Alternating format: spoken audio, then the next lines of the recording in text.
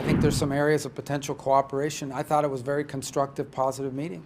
You know, obviously there are some issues we're going to have to work through, and that's to be expected with countries of our size and scope and influence in the world, two global powers such as the United States and China.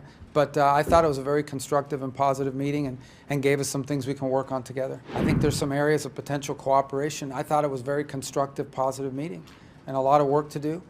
He's absolutely right that the president has a very good relationship with President Xi. It tracks back to his first term. And you know, obviously there are some issues we're going to have to work through, and that's to be expected with countries of our size and scope and influence in the world, two global powers such as the United States and China.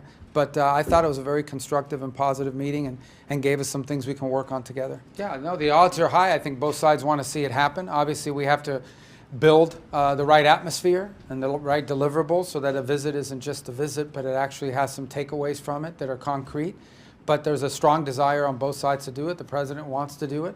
The Chinese side wants to see it happen. President Xi said that publicly. So I think the odds are high. I don't have a date for you, but I think it's coming. It'll happen. The reason why I tell you there's a high probability they're going to meet is that they both want to meet.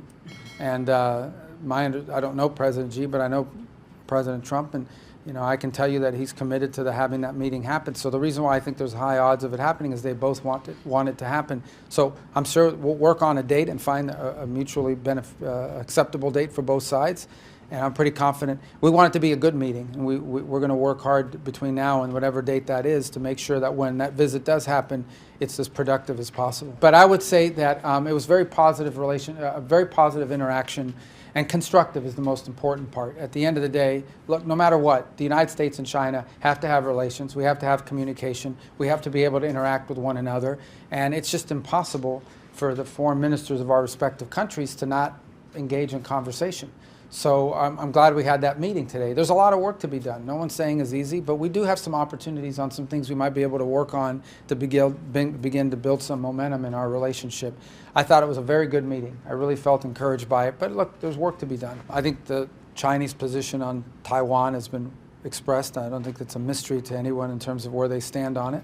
And our position has also been expressed pretty openly. So it was not, as I said, our meeting today was not a negotiation or a back and forth on items. It was more about establishing a constructive baseline where we can continue to talk on multiple fronts, including trade, but beyond trade. All right, guys. Thank you.